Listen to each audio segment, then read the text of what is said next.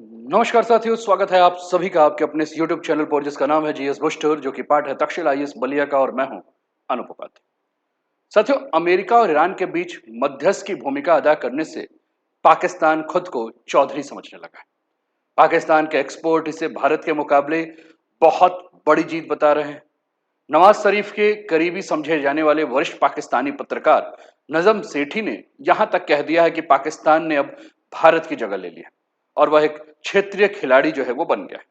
साथ ही उन्होंने ये भी स्वीकार किया है कि चूंकि अमेरिका और ईरान के बीच कोई मध्यस्थता के लिए तैयार नहीं था, इसलिए पाकिस्तान को डिप्लोमेसी का मौका मिल गया है। साथियों, जियो पॉलिटिक्स में पावर सिर्फ टैंक और मिसाइल से नहीं बल्कि नैरेटिव से भी तय होती है और नैरेटिव वही जीतता है जिसे दुनिया सच मान ले। आज हम ऐसे स्टेटमेंट को डिकोड करेंगे जिसने डिबेट छेड़ दी है। हाल ही में नजम सेठी ने जो दावा किया है कि पाकिस्तान ने इंडिया को रिप्लेस कर दिया है क्योंकि यूनाइटेड स्टेट्स और ईरान के बीच कोई मीडिएटर बन नहीं रहा था, तो क्या सबसे बड़ा सवाल यही है कि क्या यही जमीनी हकीकत है, क्या यही ग्राउंड रियलिटी है, या सिर्फ ये परसेप्शन की पॉलिटिक्स है? क्योंकि जियो पॉलिटिक्स में दिखने वाला पावर और असली पावर दोनों ही अलग अलग खेल होते हैं। साथियों, चैनल पर पहली बार हैं तो चैनल को सब्सक्राइब करके बेल आइकन दबा दीजिएगा कि यहां आने वाले हर वीडियो का नोटिफिकेशन आप सभी को जो है वो टाइम पर मिले। वीडियो को अंत तक देखिएगा और फिर अपने विचारों को कमेंट के माध्यम से हम तक अवश्य पहुंचाइए। वीडियो पसंद आए तो अपने मित्रों के साथ भी जो है वो साझा कीजिएगा। तो चलिए शुरुआत करते हैं आज के इस सेशन का। और आज का टॉपिक है पाकिस्तान का बड़ा दावा, भारत आउट पाकिस्तान इन। क्या भारत हटा दिया गया है अमेरिका ईरान मध्यस्थता के बाद? ये सारी बातें हुई। आपके स्क्रीन पर दो न्यूज़पेपर की कटिंग है, एक तरफ गार्जियन है, दूसरी तरफ टाइम्स ऑफ इंडिया है। गार्जियन लिखता है Pakistan seeks to raise its global standing in push for Middle East peace. Times of India लिखता है blockade of Iran ports hurdle to peace talk, Pak army chief Asim Munir tells Trump how US president reacted. तो चलिए शुरुआत करते हैं, आगे बढ़ते हैं इस टॉपिक को लेकर। और आपके स्क्रीन पर साथियों परसेप्शन एंड रियलिटी के बारे में हम बात कर रहे हैं। एक जगह मीडिया हाइप और हेडलाइंस है, दूसरा तरफ जो है जियो पॉलिटिकल स्ट्रेटजी है। यानी कि कहीं ना कहीं डर है थर्ड वर्ल्ड वॉर का, डर है चाइना के एग्रेशन जो है बढ़ रहा है, नाटो वर्सेस रसिया का कॉन्फ्रेशन और पाकिस्तान रिवेलियन ऑन इंस्टेबिलिटी पे जो है वो बात हो रही है। साथियों, सबसे पहले इस टॉपिक को समझने से पहले हमें इसकी पृष्ठभूमि यानी कि बैकग्राउंड को समझना आवश्यक होगा। अमेरिका और ईरान के संबंधों पर हमने इसके पहले कई सारे वीडियो में आपके साथ चर्चा किया। ईरान की क्रांति यानी कि ईरानियन रिवॉल्यूशन के बाद यूनाइटेड स्टेट्स और ईरान के रिश्ते लगातार तनावपूर्ण हैं। न्यूक्लियर प्रोग्राम की बात हो, आर्थिक प्रतिबंध यानी कि सैंक्शन की बात हो, या पश्चिम एशिया में अस्थिरता, ये इस टकराव के जो है वो मुख्य कारण।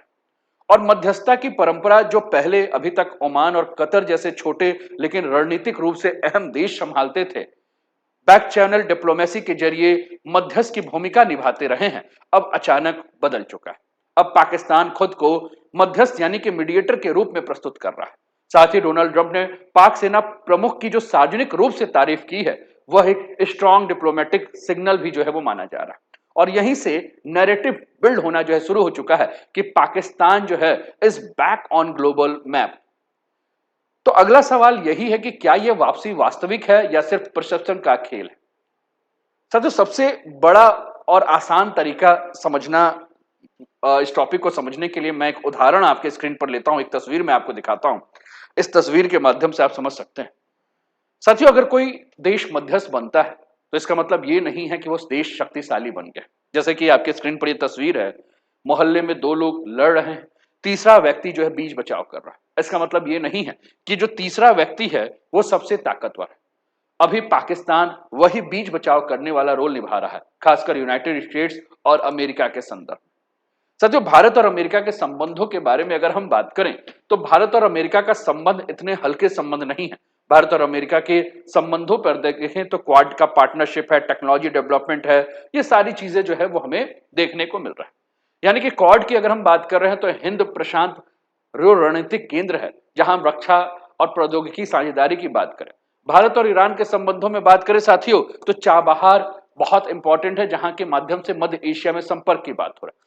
दूसरी ओर अगर हम पाकिस्तान की बात कर रहे हैं साथियों, तो पाकिस्तान आईएमएफ से जो है वो भीख मांगने वाला देश है। यानी कि इसकी पूरी निर्भरता जो है वो आईएमएफ पे है। ऋण संकट यानी कि राइजिंग डेप्ट से जो है वो जूझ रहा है और इकोनॉमिक क्राइसिस है, आर्थिक स्थिति बहुत खराब है, रणनीतिक स्वायत्ता उसकी कम है। यानी कि इंडिया की अगर हम बात करें तो इंडिया एक संरचनात्मक शक्ति वाला देश है, पाकिस्तान जो है वो परिस्थिति जन्य अवसर मिलने वाला जो देश है जिस पर वो उछल रहा है। यानी कि अंतर केवल शक्ति का नहीं है, अंतर स्थायित्व का है। पाकिस्तान की भूमिका साथियों अस्थायी महत्वपूर्ण हो सकती है, क्षणिक दृश्यता दिख रही है, लेकिन भारत की अगर हम भूमिका की बात करें तो दीर्घकालिक रणनीतिक प्रासंगिकता से भरी हुई। और साथियों वैश्विक राजनीति में दो प्रकार का महत्व होता है, घटना आधारित महत्व जो कि अस्थायी है, यहां ईरान के मामले में जो पाकिस्तान को दिख रहा है, और प्रणाली आधारित महत्व जो कि स्थायी है, जो कि भारत हमेशा रहता है।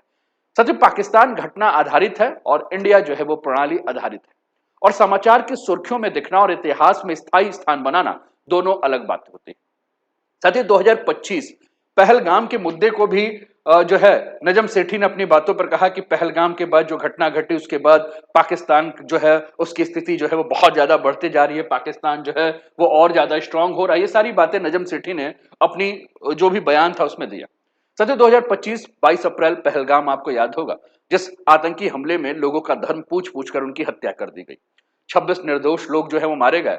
और इसमें जो संलिप्तता बताई जा रही है द रेजिस्टेंस फ्रंट यानी कि टीआरएफ की बताई, और टीआरएफ जो है वो लश्कर तोयबा यानी कि एलईटी का जो है प्रॉक्सी माना जाता है। अब पाकिस्तान सीधे अपना जो उभार जोड़ रहा है, यानी कि पाकिस्तान जो है इंटरनेशनल मीडिया में बना है वो इसी के बाद बना है, यानी कि पाकिस्तान कहीं ना कहीं एक बेहद खतरनाक नैरेटिव के माध्यम से अपना विस्तार बता रहा है, क्योंकि इससे जो संदेश जा रहा है वो यही जा रहा है कि आतंकवाद और अस्थिरता भी जो है वह रणनीतिक लाभ के लिए जो है पाकिस्तान यूज कर रहा है। साथियों पाकिस्तान का उद्देश्य यही है, जो ये पूरा का पूरा पैटर्न हुआ है, जिस पैटर्न में पाकिस्तान अपने आप को उभरता हुआ महसूस करा रहा है, पहले क्षेत्र में अस्थिरता पैदा करो, फिर खुद को कूटनीतिक रूप से जो है वो जरूरी दिखाओ, और जहां सुरक्षा संकट को कूटनीतिक अवसर में बदला जाए वहां असली शक्ति नहीं बल्कि रणनीतिक चाल यानी कि स्ट्रेटजी जो है वो काम कर रही है। साथियों यूनाइटेड स्टेट्स क्या कर रहा है, यूनाइटेड स्टेट टैक्टिकल बैलेंस यानी कि रणनीतिक संतुलन बनाने की कोशिश कर रहा है। पाकिस्तान शॉर्ट टर्म यूटिलिटी के लिए जो है यूनाइटेड स्टेट्स के लिए इंपॉर्टेंट है। पाकिस्तान क्या कर रहा है, साथियों पाकिस्तान को फंड चाहिए और फंडिंग जो है वो उसको तलाश रहा है, और ग्लोबल लेजिटिमेसी यानी कि वैश्विक वैधता भी हासिल करने का प्रयास कर रहा है। वहीं भारत की अगर हम बात करें साथियों, तो भारत लॉन्ग टर्म पार्टनरशिप की ओर जो है वो मजबूत करना चाहता है। वेस्ट एशिया यानी कि पश्चिम एशिया में भारत अपनी कूटनीतिक सक्रियता को संतुलित रखना चाह रहा है, और जो देश परिस्थितियों का उपयोग करता है वह दिखाता है, लेकिन वह देश प्रणाली जो बनाता है वही जो है वो टिकता है। यानी कि कुल मिलाकर ये जिस प्रकार की स्थिति बन रही है और पाकिस्तान अपने आप को जो मजबूत दिखाने का प्रयास कर रहा है, जो यह दावा अधिक नैरेटिव निर्माण है, वास्तविकता इसमें काफी कम है, लेकिन संकेत स्पष्ट है कि पाकिस्तान कूटनीतिक स्पेस खोज रहा है, यूनाइटेड स्टेट्स लेन देन पर आधारित कूटनीति अपना रहा है, और इंडिया को अधिक सक्रिय रहना आवश्यक है। क्योंकि साथियों वैश्विक राजनीति में दृश्यता क्षणिक हो सकती है, लेकिन विश्वसनीयता और क्षमता ही किसी देश की वास्तविक स्थिति को जो है तय करती है, और इस कसौटी पर भारत अभी कहीं आगे है। आपको क्या लगता है? आप अपने विचार जो है वो कमेंट के माध्यम से हम तक पहुंचाइए, और कैसा लगा सेशन ये भी अवश्य बताएं। साथियों अभी तक अगर आपने वीडियो को लाइक नहीं किया तो लाइक कर दीजिए, चैनल को सब्सक्राइब नहीं किया सब्सक्राइब कर दीजिए, अगर वीडियो पसंद आया हो तो शेयर भी कर दीजिए। अपना ध्यान रखिए, स्वस्थ रहिए, मस्त रहिए, तंदुरुस्त रहिए, हंसते खेलते मुस्कुराते हुए जीवन का आनंद लीजिए। जय हिंद, जय भारत।